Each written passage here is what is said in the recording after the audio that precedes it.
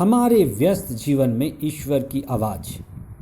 धनी युवक जो बड़े उत्साह से ईसा के पास अनंत जीवन पाने का ज्ञान लेने आया था, वह बड़ा उदास और दुखी हो गया, क्योंकि ईसा ने उससे कहा, अपनी सारी संपत्ति बेचकर उसे गरीबों को दे दो और मेरे पीछे आओ। यहाँ संपत्ति बेचने का कई अर्थ है। एक तो अपने अहंकार को तोड़ना, जितनी भी दुनियादारी और संपत्ति की सुरक्षा है उस घेरे को तोड़ना, और धन संपत्ति और सारे रिश्तों के बंधनों को तोड़ना। 20वां सामान्य सप्ताह 17 अगस्त 2021 मंगलवार। पहला पाठ न्यायकर्ताओं का ग्रंथ अध्याय 6 पद संख्याएं 11 से 24 तक और संत मत्ती का सुसमाचार अध्याय 19 पद संख्याएं 23 से 30 तक। हमारा मसीही जीवन आशीष और कृपाओं से भरा जीवन है। संत याकूब कहते हैं कि सभी उत्तम दान और अच्छे वरदान पिता ईश्वर से आते हैं। मुक्ति पाना भी ईश्वर की कृपा से ही संभव है। हम कठिन परिश्रम कर सकते हैं या करते हैं, लेकिन ईश्वर ही हमारे मुक्ति पाने के मेहनत को, मुक्ति के प्रति उत्साह को और मुक्ति पाने की उमंग और संघर्ष को देखते हैं तथा मुक्ति की कृपा वे हमें देते हैं। मुक्ति ईश्वर की कृपा और दयालुता का परिणाम है। हमारे दुख का कारण संसार के प्रति हमारा बंधन है। बंधन या जहां हमारा लगाव है, जिससे हम जुड़ जाते हैं, यही हमें ईश्वर और आत्मा से भटकाता है।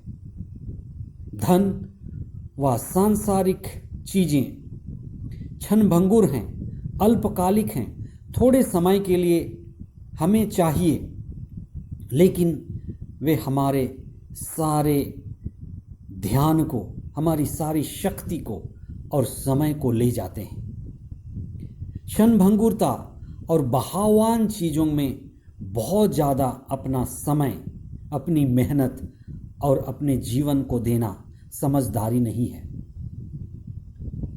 जिसे हम माया कहते हैं, वो अभी है, लेकिन कुछ ही समय बाद हमारे साथ नहीं रहेगा। रहने का प्रतीत होता है, लेकिन लंबे समय तक हमारा साथ नहीं देगा। इसलिए संसार और संसार के सभी चीज़ों की क्षणभंगुरता के प्रति ज्ञान होना जरूरी है। इसीलिए संत पौलुस फिलिपियों को लिखते हैं अध्याय 3 पद संख्या 8 में, वे कहते हैं कि मैं जिन बातों को लाभ मानता था उन्हें मसीह के कारण हानि समझने लगा हूं। मैं ईसा मसीह को जानना सर्वश्रेष्ठ लाभ मानता हूं और इस ज्ञान की तुलना में हर वस्तु को, सुने, हर वस्तु को हानि ही मानता हूं। उन्हीं के लिए मैंने सब कुछ छोड़ दिया है और सब चीज को कूड़ा समझता हूं। सुसमाचार के मुख्य अंश। ईसा ने अपने शिष्यों से कहा, मैं तुम लोगों से यह कहता हूं, धनी के लिए स्वर्ग के राज में प्रवेश करना कठिन होगा। मैं यह भी कहता हूं कि सुई के नाके से होकर ऊँट का निकल जाना अधिक सहज है, किंतु धनी का ईश्वर के राज में प्रवेश करना कठिन है। शिष्यों ने कहा, तो फिर कौन बच सकता है? ईसा ने कहा, मनुष्यों के लिए तो यह असंभव है, ईश्वर के लिए सब कुछ संभव है। पेतरुस ने कहा, हमने सब कुछ छोड़ दिया है, हमें क्या मिलेगा? ईसा ने कहा, जिसने मेरे लिए घर, अपने भाई बहन, पत्नी व बच्चे तथा खेतों को छोड़ दिया है, वह 100 गुना पाएगा और अनंत जीवन का अधिकारी होगा। धनी युवक जो बड़े उत्साह से अनंत जीवन को पाने के लिए ईसा के पास ज्ञान इकट्ठा करने आया था, वह बड़ा उदास और दुखी हो गया, क्योंकि ईसा ने उससे अपने सारे संपत्ति को बेचकर गरीबों को देने के लिए कहा। यहां संपत्ति बेचने का कई अर्थ है। पहला अर्थ तो है अहंकार को तोड़ना। संपत्ति अहंकार लाता है।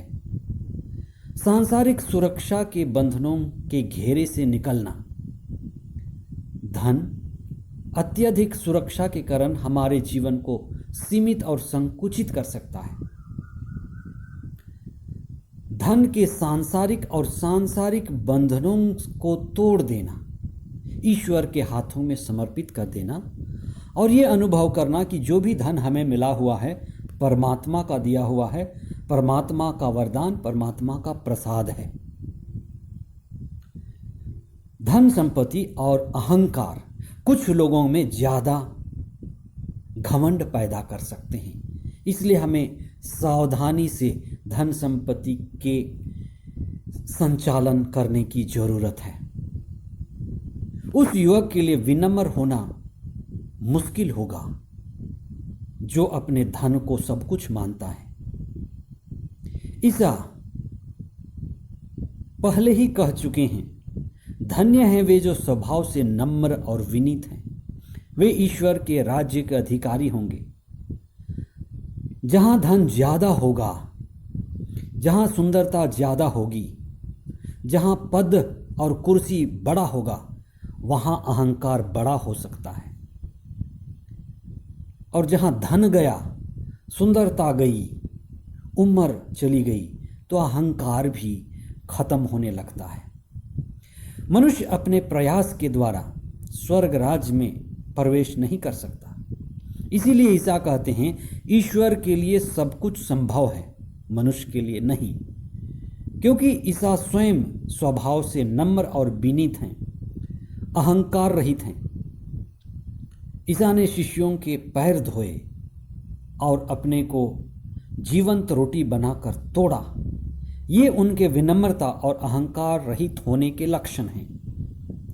जो धन हमारे पास हैं, जो ईश्वर ने हमें धन के रूप में आशीर्वाद दिया है, धन का उद्देश्य भी यही है कि हम अपने सारे धन को मुक्ति पाने के लिए खर्च करें, सारी संपत्ति को ऊपर उठने के लिए, ईश्वर को प्राप्त करने के लिए समर्पित करें। इसलिए हमारे धन पाने का उद्देश्य भी ईश्वर पाने के लिए है। पहले पाठ में गिदियोन, जो एक छोटे वंश के द्वारा बुलाया गया था, जिससे वह यहूदियों की मध्यस्थता करें और यहूदियों की मदद कर सकें। गिदियोन स्वयं को बड़ा छोटा और अयोग्य अनुभव करने लगे थे, लेकिन ईश्वर जिन्होंने उन्हें बुलाया था, उसने कहा, मैं तुम्हारे साथ रहूंगा। ईश्वर जिसे भी बुलाता है, अपना बड़ा काम कराना चाहता है, उसे यही कहता है, मैं तुम्हारे साथ रहूंगा और तुम्हारा मार्गदर्शन करूंगा। आइए ईश्वर से हम यही प्रार्थना करें कि प्रभु हमारे साथ रहिए और हमारा मार्गदर्शन कीजिए। हे प्रभु यीशु, हमें पवित्र आत्मा प्रदान कीजिए, जिसकी प्रज्ञा के द्वारा हम सत्य को चुनें, विनम्र बने रहें और इस संसार और इंद्रियों के बंधनों से ऊपर उठें और हम तेरी दिव्य महिमा के सहभागी बने। प्रतिदिन हम विश्वास में और प्रार्थना में आगे बढ़ते जाएं। ये प्रार्थना हम करते हैं हमारे प्रभु ख्रीस्त के द्वारा। आमीन।